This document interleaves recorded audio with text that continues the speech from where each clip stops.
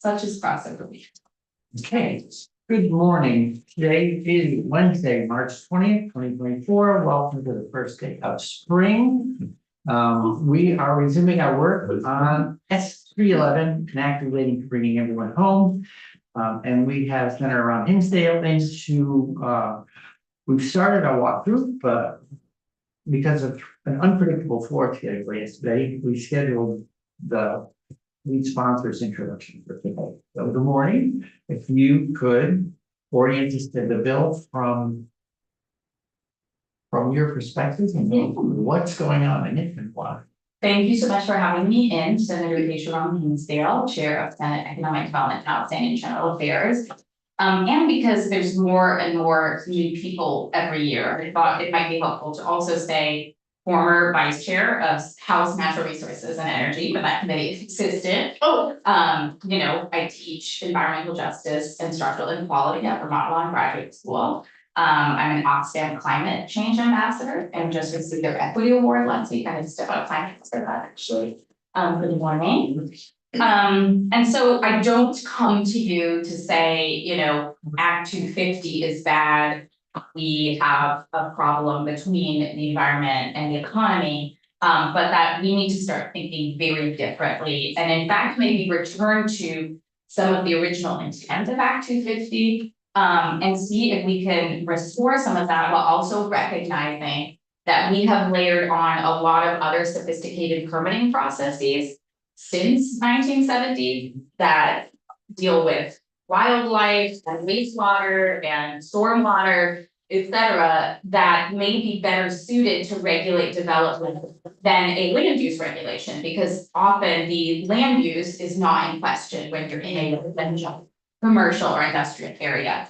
I did bring you all a copy of an article you may or may not have read. Bill McKibben wrote in Mother Jones last summer called Yes in Our Backyards. No, really. And it's a great piece talking not just about siting of renewable energy, but saying we need affordable housing and we need density in our compact village settlements, our growth areas. And as he puts it, we have a ruinous price of housing right now. Yes. So as you hopefully recall, last year I came in with the Home Act and spent most of my time talking about the housing crisis we had then. I think many of you live in districts where you recognize that housing crisis has gotten worse. Particularly Senator Watson has Barry that was hit the hardest in terms of units of housing. There are certainly people in Montpelier who lived somewhere and had a business that were hit in both fronts. And as no one necessarily represents Lamoille County on this committee, but as a percentage of their housing stock, Lamoille County was very hard hit by the July flood, particularly Lee Johnson. You're here on an auspicious day because Peter Queen, the Flood Safety Act, is coming to you. Yes, that is auspicious. And there have been some folks who have encouraged me to say something positive about the Flood Safety Act, which I would do unless you didn't want me to clog up floor activity. Because remarked you could always clog up the floor. Great. Waters would run for that. Yes, because I see our bills as two sides of the same coin. Yes. We are hearing from people across the political spectrum, across geographies in Vermont, that they would like to live somewhere relatively safe, that the state tells them is in better shape in the next precipitation event or other types of disasters. But we need somewhere to move them. And increasingly, when people tell us that they don't have another option in Vermont, that they would be leaving the state, that to me says we are actually creating climate refugees, not finding places for climate refugees to be safe. I often make the distinction between climate immigrants and climate refugees. Yeah. Because people say we have so many climate refugees. They moved up here from DC and Florida and they don't like the politics there and they don't like the heat and whatnot.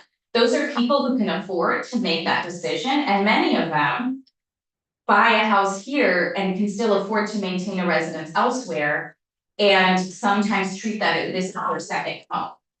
That is a huge problem that we are working on in the state. We're not gonna stop people from making the decision to have a second home. But we have a proposal in our bill that you may see if you look at the entirety of the bill that says if you are taking that house out of the housing market for a Vermonter or someone in the workforce, you should pay a little bit more for that privilege. So we know that we have to tackle the housing crisis from a number of angles. One of those that's very important to us is our Act 250 proposal at the beginning of the bill. You hopefully, I don't know how much of a walkthrough you've gotten, and I know it's not John's sections, I don't know if Ellen was here yesterday. Briefly. Okay, but the Act 250 piece in its sort of page numbers is probably about a third of the bill. We left,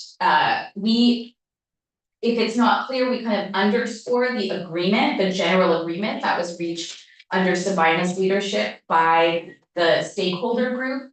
But that was a small group of people. Rubber stamping tiers that largely match what they've done, though we want to talk about the detail. 2 years before the guidance is issued by the towns, which no one has disagreed on that timeline, feels premature when we could take draft tiers, go back out to the public, make sure that we're not missing something, and finalize the tiers in the next biennium, in the next legislative session. That is our current position. We're very open to the jurisdiction, the leadership of the environmental committees on that question. But what you would see is that we left the tiers almost blank and instead focused on what the process would look like, including an environmental justice analysis to get to more finalized tiers.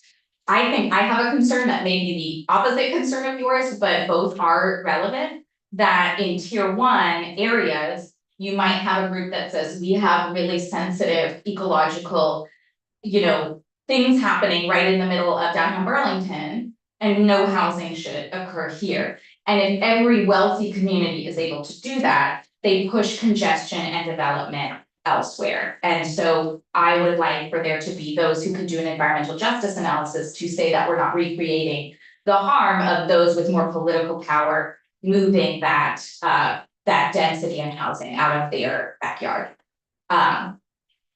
What you will see that is very important to us, and I've expressed this to the chair and the pro tem, are those interim exemptions. We have a compounding housing crisis that I hope everyone can recognize is bringing the rest of our economy and our economic activity to its knees. That includes meeting our climate goals, right? People are 6 months to a year or more out from getting the kinds of consultation and energy efficiency work or that they want to have in order to meet our climate goals and make us a champion and a leader in this area. We don't have enough housing for the people who are building housing. We don't have enough housing for nurses, teachers, you name it. Any industry, their biggest concern is not being able to build a workforce because of housing issues. On the other end of the spectrum, we have had many recent articles, including the cover of 7 Days, talk about the demographic shifts that we're facing in the state. Since 2010, we've added over 40,000 people over the age of 65, added meaning they either moved here or they just turned over 65. And we have lost about 14,000 young people since 2010. You'll see a piece of our bill that's about senior housing and monitoring how well we're taking care of that great asset that we all have. Our senior housing units, there are wait lists of 2 to 3 years to get into those units. And you could hear from a lot of environmentally oriented boomers that we are hearing from as well that are saying, where am I gonna go? What is my next chapter? They wanna build multi-generational housing in Jericho or Brattleboro or some central place that's walkable in their village center or their community. And they are running into the red tape of the many permit processes to do that and don't have the capital or resources to see their projects to fruition. They want to be part of the solution, and they are now recognizing that we have a regulatory regime that will make it very, very difficult and expensive for them to do that. I am not saying that Act 250 is on its set of principles and values a problem. I think it's one of the greatest things Vermont has done to speak to where we want development. What I am saying is that compact village settlement should not mean gated community. It should not mean that a project gets de-densified until it's 10 single-family homes instead of 60 senior units of housing. That is what's happening, because if someone knocks on your door that is well-versed in this permitting process and says, I will see you in court, I will see you all the way to the Supreme Court, you are lowering the unit count of your project. We hear this over and over again. We heard it in our joint hearing. That is what we are trying to avoid, because that's not good for the environment and it's not good for people. So that's the bill that we bring you. We had exemptions in the Home Act that we wish worked better than they did, but I think those involved in the process would tell me that they are hard to access. We have one project in Middlebury that was able to take advantage of the priority housing project increase threshold for exemption. And their project is now 1 or 2 years earlier than it would have been to deliver, I believe, 200 to 250 units of mixed income housing in Middlebury.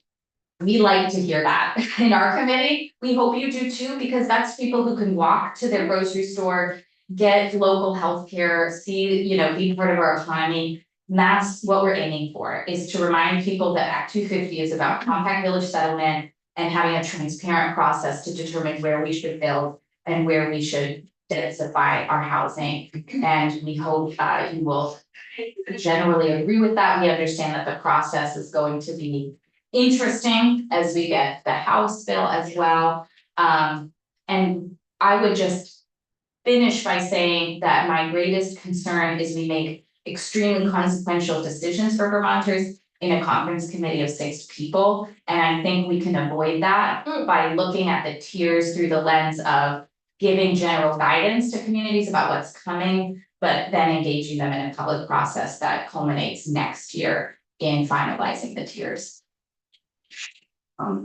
Thank you. I share your interest in the Middlebury project and kept my eye on making sure that that project, for good reason, qualified. So, joy. Oh, thank you, Mr. Chair. And we still have color of law up on. Yay. So your points from last session do not go Thank you. So I think Richard and Leah Rothstein are coming to Vermont, maybe Phoenix Books, soon to talk about their second book, Just Action, which I teach at the law school. Okay, well, then we'll have to scooch our bookshelf open a little. So my question, well, first of all, thank you very much for the hard work that your committee did on this bill. And I know that you heard a lot and we don't wanna, I don't know, deduplicate or we wanna deduplicate the process. Yeah. What sections of the bill should we not look at? I would say, Cause we're gonna yeah, cause it feels yeah. like I love the VHIP program, Right. all that. I don't think we should be talking about some of those things. That's completely up to your chair. I will say, you have 3 members, we're also on finance. Yeah. Who, per Senator Cummings' request, hi, former Madam Secretary. I'm reading a few students from UVM grad students. So I'm just gonna observe, we're gonna find spots to stand. Just until 10. Welcome to the intimate chamber. And massive resource. I'm a recent school graduate. Yeah. In fact, only yesterday. Yeah. Because Senator Cummings serves on our committee and chairs finance, and there are lots of tax pieces that affect the other components of the bill. 3 of your members have now generally heard the overview of the full bill. Oh, okay. I think you can hear from them, but I think they found value in that, so they could see that we weren't just saying permit form is the answer. It is a piece of the answer.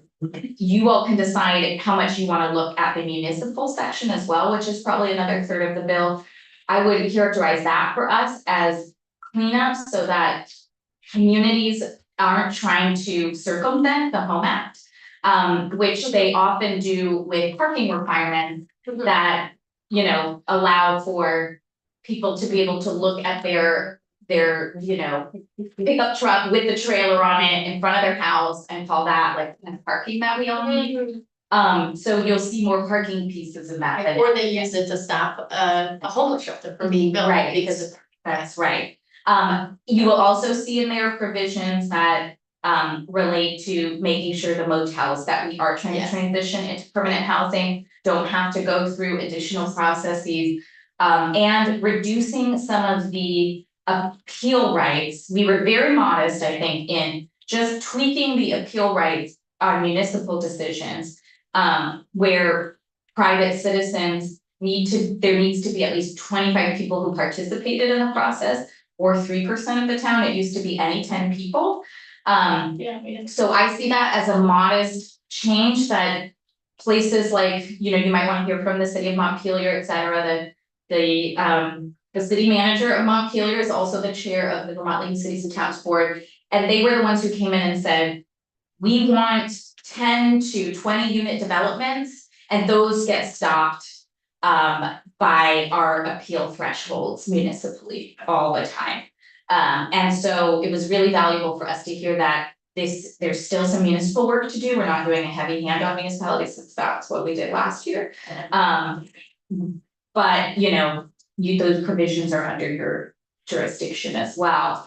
The last third of the bill, I think is great, if you want to look at it. And it's a collection of other solutions, and I think what's helpful about looking at that is we often hear, well, what about short-term rentals? What about Yes. senior housing? What about this? Yeah. That's all touched on Yeah. in that section. I would say that we again take one small step with short-term rentals, because what the data is telling us is that it is a problem in about 5 to 8 communities in the state. And they would probably be best served by deciding if they want a regulation on the number of days you can rent, like Burlington and Ripon have done, versus no short-term rentals, or we're punishing them, or we're taxing them differently. Because they are a powerful source of income for second homeowners and for people who want to rent something on their own property in many other places in the state. So we by not acting in a more punitive way on short-term rentals, that was a policy decision that we consciously made, that we're not ready to do that as an entire state, and municipalities should make those decisions. Yeah, I guess the reason I asked that question is I do have very strong opinions about that. Yes. And we represent at least 2 of the communities I think you're referring to. Yes. Woodstock comes to mind. Right. Most, and I'm sure you've heard a lot about Woodstock. Yes. Yes, but my assumption is that we would not talk about the second or separate. You know, you've been out, so here's, I mean, the basic thing for us in terms of like what will we may, you know, like write law on or step, whatever. As part of this grand conflict of a House bill, the economic development bill, the background work we did through 308, is that people be sticking to Titles 10 and 24. We're just like in finance, we're gonna spend a little time at a high level going through the other things, so we have the big picture before we zoom in and spend time on this. Okay, well then I'm gonna try to stick to Title 10 and 24 and not personally delve into those topics, although I do have opinions about them. I will always talk to you about those other topics. So, yeah. Yeah, so I'm as last year optimistic, we ended up working together, we came to an agreement and moved the S-100 together as in a joint amendment, and I'm thinking, and in terms of workflow wise.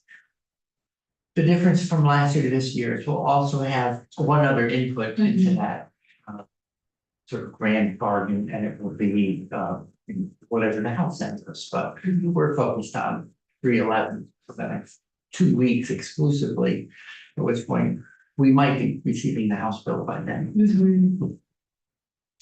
There wasn't. Sorry, the question of that last sentence there, focusing on 311 exclusively for the next 2 weeks, does that mean that after 2 weeks, we'll be taking up the House bill and trying to fit it together so it's really longer? Then, does that make sense? So, the House has been very busy. And we've been very busy. I couldn't tell you what's in the House bill, but Same. Well, you're it's like, I have my blinkers on here Yeah. and, well, but we know we need to have some sort of, we should learn from what they're doing, and ultimately we need some sort of reconciliation with what they're doing, because gonna pass the General Assembly, not just the Senate. So there's gonna be work ahead to learn what they're up to, see where they may have constructive things they say seems better formed than what we had in 308 or what's currently in Mhm. 11. In those tiers. Yeah. It's not a housing bill, right? I mean, that's where I think it should be somewhat easy to insert in places that we left alone. We just have an interest in those final details. The last thing I'll say is, we had a unanimous vote in committee. That was hard won. It was an argument, because you can watch the tapes at the very end about where we go on the road rule and where we go on the governor's property tax proposals. And we were discussing the number of feet in the road rule and the number of years for those property tax exemptions down to the last minute. So, we landed in a place where it was unanimous based on a lot of stakeholders and their interests in this bill. And we met VNRC, I think, almost all the way ultimately on their road rule proposal. So, I feel like it was a really good package that we've given to you, and we didn't ignore any part of the stakeholder. Well, we've worked on the road rule for decades, Mhm. so we'll be ready, willing, and able to dig in again. Yes. Appreciate that you explored that. as well. So, Sarah McCormick, welcome back, good to see you. Yeah, Yeah. both of you, well. I know. Sure. I'll pick up where you left off, where did you come down on the road? So we came down on the road rule at 1,000 feet. And the road rule being a permanent fixture in the law, not, just tier 3, not just, and we have our interim exemptions, et cetera. So when this law passes, it would be a road rule that encompasses projects that are after 1,000 feet for a single road and 2,000 feet for a road network. VNRC proposed 800 feet for a single road and 2,000 feet for a road network, so I feel we got quite close. So rather than, I don't want to. Please follow up, but I don't want to start digging into the nuts and bolts of therapy bill now, because we have council and only some chunks this Yeah, morning. right, I So we know. want to get back to the walkthrough. Yeah. Sarah McCormick. I thought I was doing that. Was that? No, I didn't want to get into the weeds of the road. That. I guess, maybe I have no questions that would be acceptable. You, And we can talk in the afternoon, since we all sit in the same row in finance. And I do encourage you to read that building code PCS in my backyard. Really or listen to. So that too, he has a wonderful voice. All right, thank you all so much. Thanks so much. Thank you for having me. Mr. Chair, Yes, sir. we do not have enough affordable housing, and we're not building affordable housing. Why is that the case? You wanna? In 30 seconds, The end of the story. We've been told that yeah, 60,000 people over 65 have showed up in Vermont in the last how long? not showed up, but about 40,000+ have turned over 65 or moved to Vermont at that age since 2010. And they find housing. What's the problem we're trying to with affordable housing? Why aren't builders building affordable housing?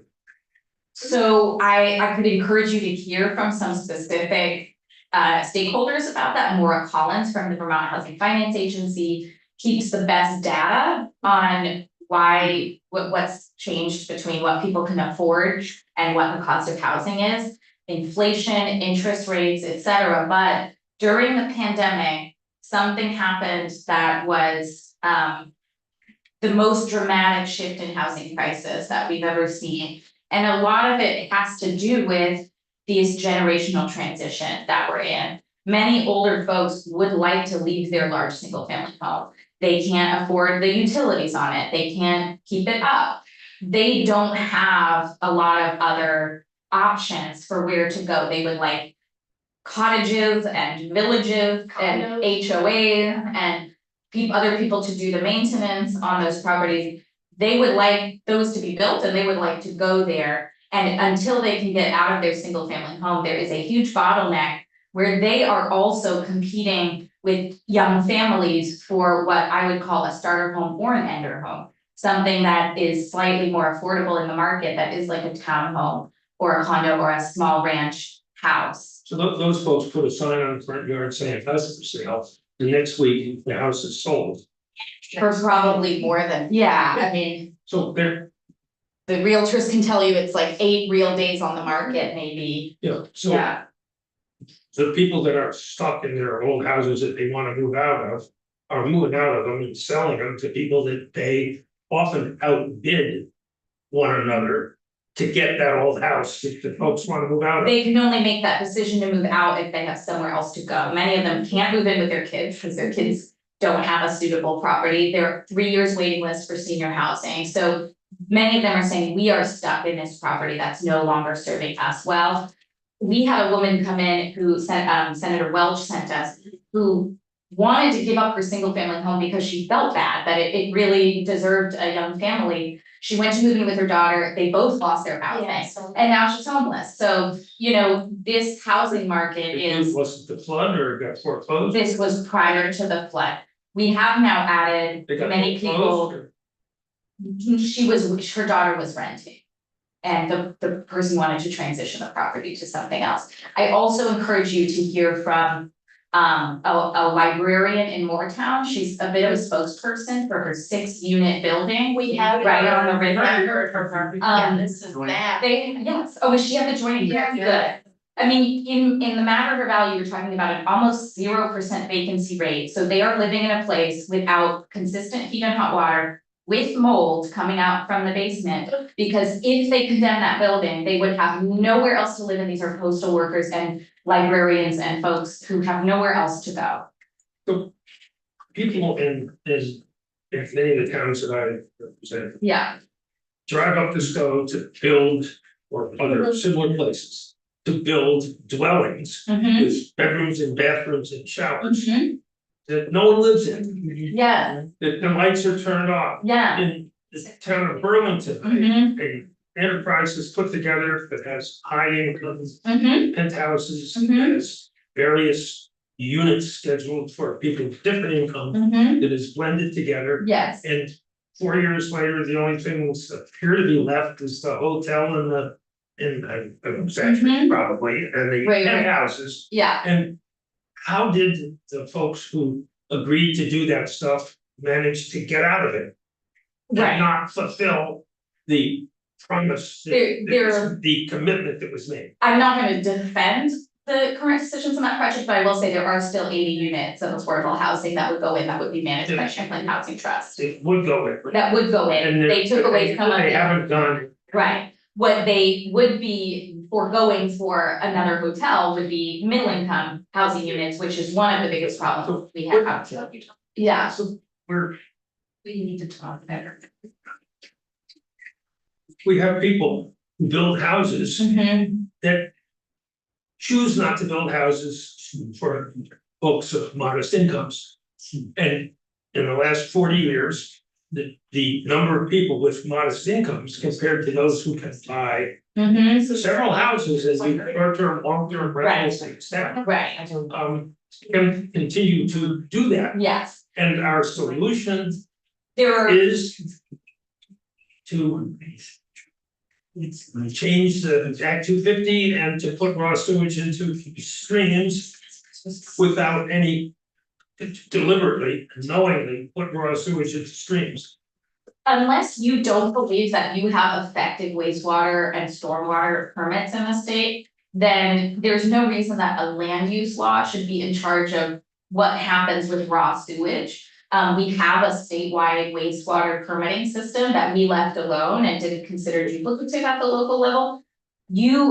There are some charges you make that I would like you to hear directly from those doing their best to build workforce housing, and who can tell you how the costs continue to rise of the cost of labor, the interest rates. And so now when we started our work on housing, with $60,000, you could reasonably afford a townhome, a low cost house.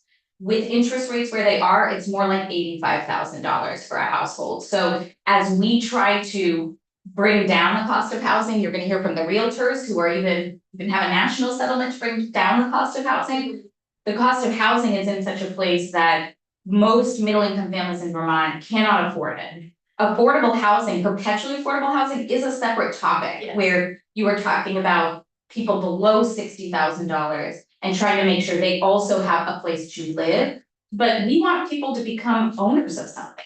And the people who should become owners of something can't afford this housing market, even though you will hear from developers who would love to give them something that they can afford. So people who can't afford housing are outbid often. Quite often, by people who buy an extra house or two. You've heard me say this in Senate Finance.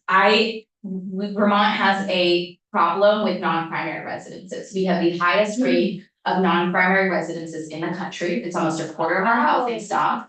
Those houses on their own are not going to be something necessarily that a young family can afford to buy. If they're cut in half, if they're turned into quadruplexes, potentially yes. But right now, they are taking those houses out of the housing market and constraining the market. And the best solution I can see there is asking them to pay more for us to build dense workforce housing. But we can't tell people you can't buy a second home. The realtors will tell you that. They're already mad at me about the property transfer tax. So, That's being having people mad at us is our job. that's our job.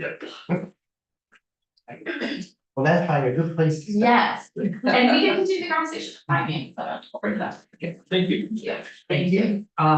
So we're gonna back to the bill and ask Mr. Gray to join us. We're gonna skip forward to section 40, housing program.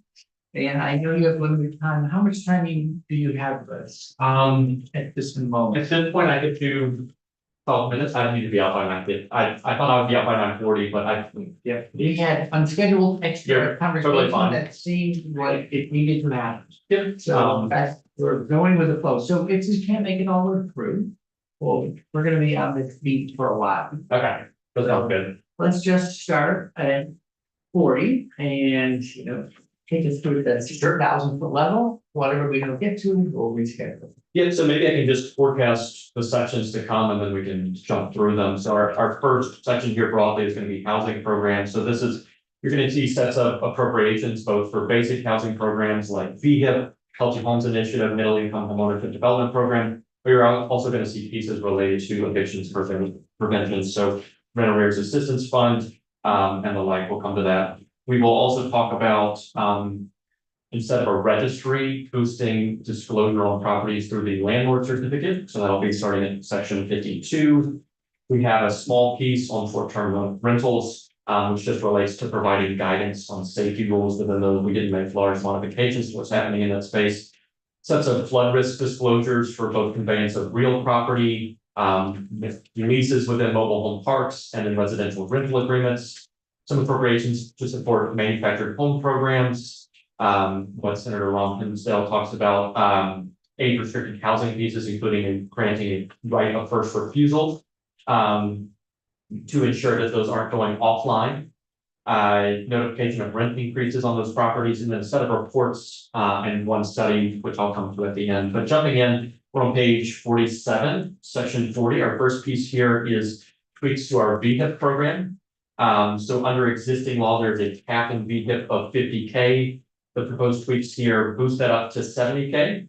But call out the particular purpose for which you can jump from that 50K cap on grants or loans, up to that $70,000 figure. So that's for units converted from commercial to residential purposes. So we're talking about non-residential to residential purposes, given that those would be likely to cost more for conversion purposes, granting an additional 20,000 of the program to allow for creation or rehabilitation of those units.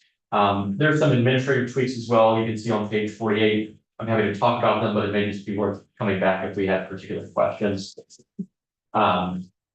You will see language on 49 calling out 5-year forgivable loans. And you're going to see the word grant struck throughout.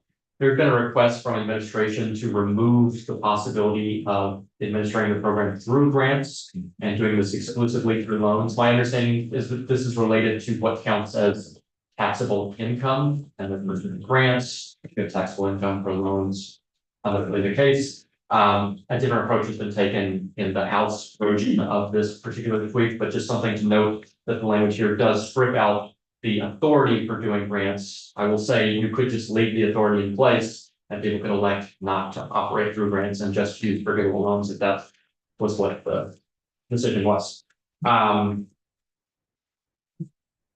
Sorry, thank you. I need to Yes. take a breath here a second. So we heard from Ellen yesterday about some sections of the bill. She didn't write the whole thing, you wrote part of it. Can you just remind me which sections were yours? Yes, I am everything from section 40 onward. Okay, So when you are hearing about the last third of the bill that you may be less interested in, that is my sections. We're becoming more interested all the time. well, and so, So that, Yeah. we will be going back okay, to, I was. where council is only available sort of a patchwork. got you. So we're moving with their availability. Thank you. I'm sorry, just one more. So we're hearing this overview just as to understand the complete package. Yes. That, Even though we're gonna concentrate on the first 30 pages. So Chair, we need more affordable housing. We need more affordable council. Yeah, get on that. well, I think we should pay them more, actually. Well, that's actually. Yeah, I was gonna say, that's not a universally helpful, so, anyway. Yeah. Sorry, thank you, unpause. Very good, and also Pause. I do want to be sensitive to maybe less familiarity with the programs. In part, I was just trying to jump through a bunch of things and get through this quickly, but if you need me to pause and talk about particular programs, I may not be. Great. So there are people in the field who can talk about the programs, so I'm happy to provide some context, but yes, I'm last third of the bill related to housing programs. Thank you. And if I did not introduce for the record, John Gray, Office of Legislative Counsel, I jumped right in, I think. Thank you. You're on page 50. We're on page 50 here. Sets of appropriations, 5 million for your VHIP program, Yes. and then 1 million for the Healthy Homes Initiative. This program may be less familiar to you. This is supplemental to VHIP. So VHIP is for that rehabilitation or creation of certain affordable units, subsidizing those developments. Healthy Homes is related to water development attached to VHIP programs. I'm sure you guys will hear testimony on this if this is direction that you've happened to head. But the Healthy Homes Initiative is supplemental to that program and allows for smaller grants, I believe, in the range of 30 up to 30K, maybe smaller than that. Thank you, Mr. Chair. How many grants have gone out so far in this program? I am not sure, but I do think that GHCD provides on their website a spreadsheet that calls out the awards that they've made. And one of the tweaks in, you may actually do the House version of this bill, is to add additional cells to that spreadsheet to call out pieces related to affordability, finance and the like, but there is. Have that and want to send it to me. I'm very open to being a recipient of that. I actually sent it to you yesterday. Oh, just. Yeah, I just put it on your table, I made a copy. This is the income rate Yeah. what I got. I didn't get the Yes. number of housing units or grants that have been given out. I think in a separate thread relative to a constituent question I would send it to, but I'll send it to. I don't have it. Okay. Thank you. Sure. And could you tell me how long that program has been going on? I'm not sure how long Healthy Homes has been, I don't know, I think VF is in the last 5 years, this may be better directed toward. Okay, I'll Yeah. hold my questions. Section 43 is a tweak to the middle income homeownership development program, so jumping from VHIP, we're now talking about. This is a program that facilitates ownership of homes for those up to 120% of AMI. So you're talking about still in the affordable range, but VHIP maybe has a more targeted approach. So for this, currently VHFA, which administers this program, is capped in terms of the subsidies they can provide at 35%. The new language that you see at the bottom of page 50 is providing a tweak to that to say that in certain limited instances, they can exceed that 35% cap to the extent required to achieve affordability, because my understanding from testimony is that they're running into instances in which the 35% cap on their subsidies is preventing those programs from actually achieving affordable homes, in which case it defeats the underlying purpose. So this is meant to grant limited flexibility with guardrails in place. It requires a determination from the agency that that project won't result in affordability without the subsidy, and then they can only exceed that 35% cap to the extent required to achieve affordability. So it's not meant to allow 70% subsidies and the like. It's meant to be a constrained ability to exceed that cap. They've also introduced there's some flexibility on the bottom of page 51 related to the affordability subsidies under the program. These are what go to the purchaser itself rather than to the developer. Under the existing program, that subsidy either has to remain with the home to offset the cost of future home buyers upon sale, or it has to be subject to a housing subsidy. The new language here provides additional flexibility with an affordability bent to it to say that another permissible condition for the affordability subsidy would be if it's recaptured by the agency upon sale of the home for use in a similar program to support affordable homeownership development. And that's the bottom of page 51 there. Thank you, Mr. Chair, and please tell me if you'd like us to not be asking questions, because I'm. No, I think we're probably trying to make, because we may only make one pass to this, and might as well ask questions. Okay, so I'm a part of a housing trust. Could you tell me, in one of the stipulations of that housing trust, a part of my ownership is that I don't get a value above a certain amount if I were to, I can't renovate the bathroom to make it look gorgeous with marble countertops because I'm not gonna get the value of that back. What is the limitations on the increased value of properties a part of this program? And is it on the developer or the owner? So this, if you're looking at the bottom of page 51, the way that this works is to the extent that you're gaining that kind of value, so marble countertop, something that's going to put you above it.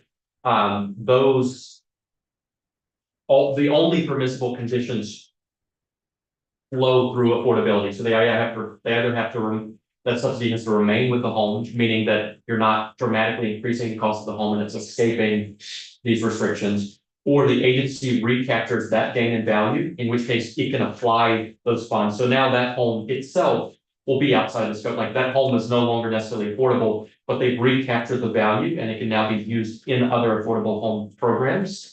Or the last piece is that it's subject to an actual housing subsidy covenant, in which case, you can't breach that. You're stuck with whatever the covenant happens to say in this case. And just to call out, that preserves affordability for a period of 99 years or longer. So that last piece is an attempt at perpetual affordability. And in all cases, the idea is that any gains would be either remaining with the home or this new piece, to the extent the gains are realized, the agency has to apply those gains, they recoup those gains, and it would be applied to affordable housing. So it's not escaping to a homeowner is not meant to benefit under this program if their house happens to rise in value. To repeat back what you said and what I understand. If I am a homeowner and I am a part of this and I improve something, if that value, when I sell that home, is above affordable amount, the program itself has to use that in a different affordability program or to lower the value of the home. So Or I can't, or in the third area, like my situation, I just don't get it back. Like I just can't sell the home for $180,000 because of the $20,000 renovation. I can only sell it for $130,000 because that's within the range. Is it that kind of situation? it's slightly more complicated than that. It is Right. tied to the subsidy itself. Okay, So the home will be subsidized through the program. That's not likely to be the entire value of the home. The subsidy is subject to these particular conditions. oh, So it's not for the whole cost of the home, right? So if the house may be subsidized, maybe the homeowner then enters a higher income bracket, to get a Yes, better job, whatever yes. happens. They only the subsidy is limited by these particular conditions. So if they dramatically increase the value of the home, they're still able to capture that gain. That's not going back to the agency. The conditions apply to that subsidy, and there would be a subsidy agreement in place that governs that and is just speaking to the subsidy, not to the overall value of the home itself. thank you, that is my confusion. We have someone who knows the customer side of it. As I spent a lot of time on this exact topic because we wanna redo our bathroom. Jumping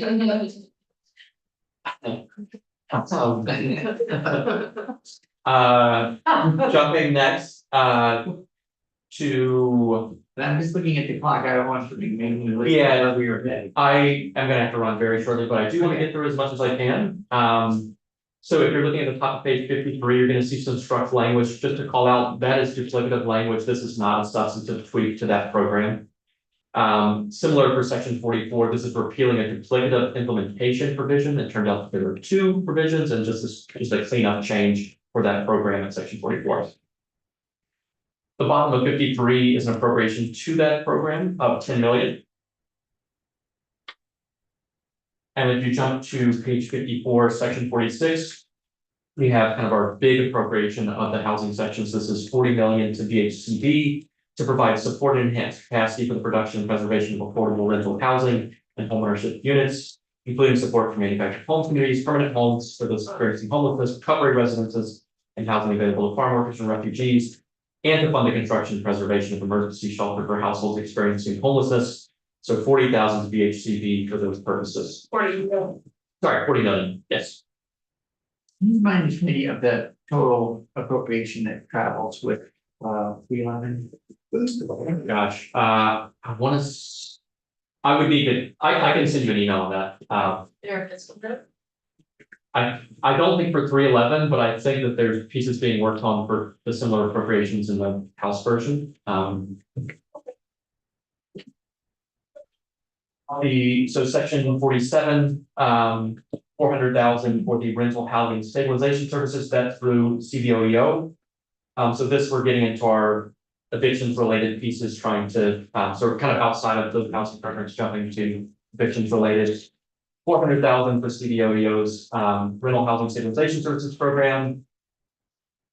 1.025 million for the Vermont Legal Aid for the tenant representation pilot program, which includes mediation between tenants and landlords. 2.5 million. Question about it. Yeah, never mind. So CVOEO only serves Chittenden County. This is statewide, so CVOEO provides statewide services. So if I'm a Windsor County resident currently, this program exists. I can use it, this one in section 47, we're adding additional monies to it. Who do I just go through DCF, I don't go through CVOEO. So you would go through CVOEO if you're an individual trying to access the program. The reason that this is worded this way is that when we're drafting language to appropriate to quasi-governmental or other entities, we have to first send it through a governmental entity. So that's the reason that you're going through DCF. Admittedly, I have not applied for this program to know the actual on the ground, but the reason that this is structured this way is just the way that we have to structure appropriations to get to an entity that is not, say, DCF or something to that effect. But this is available to everyone in the state, not just people in Chittenden County. That's or right. served by That's CVOEO. right. Okay, That's my understanding. It's available statewide. great.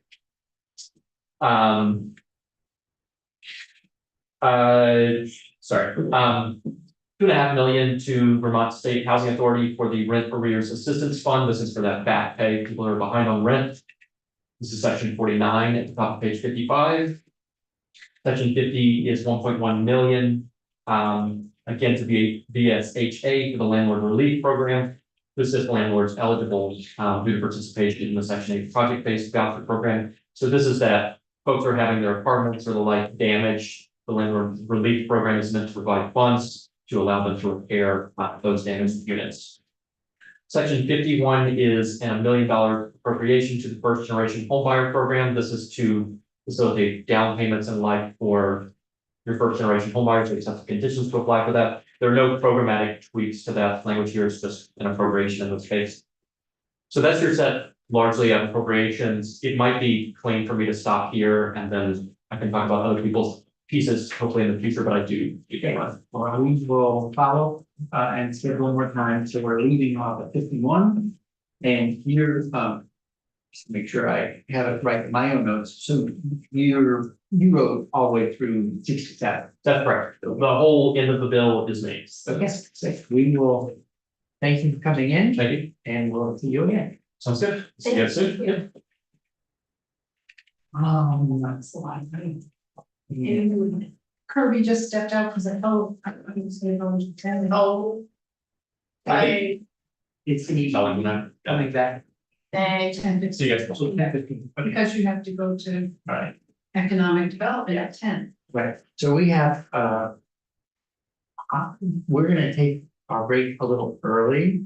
We'll resume at 10:15. I have to go to economic development to report our RVs and CVs bill, which is on the calendar. But they're curious about the bill, and since it affects housing. So I'm going there to report, we'll resume at 10:15. The other thing that's on our calendar, I flagged it now before we adjourn today. Not related to 311 is. The appropriations committee, when 213 went through it. And when I was presenting, they said. We have a request of you to look, re-examine the study committees and. Help us by. Right now, legislative council is becoming overburdened with staffing Well, study committee. The degree necessary, possible, when it makes sense. Can we let those study committees operate under the philosophy of executive branch department? So for instance, this summer, when we did the RVs and CVs working group, it was the Department of Public Service that staffed them. And organized, called meetings, etc. So the 3 study committees, they all say that we propose. Well, should just stop there. We'll go through their amendment, but the point was that. Finance is gonna report their amendment to 213, and I would like us to be aware of the details of it before we get there. Straw poll ourselves in here so that I can stand up and let the room know that we've reviewed it and we have a committee position. straw poll. Yes. Yeah, we don't, not a formal vote, but. For instance, I might be saying, we reviewed this and committee supports it. Based on your description alone, I feel pretty. So far, okay. Taking a break. And so, Mr. Kelsey, we are reconvening at 10:15. I know.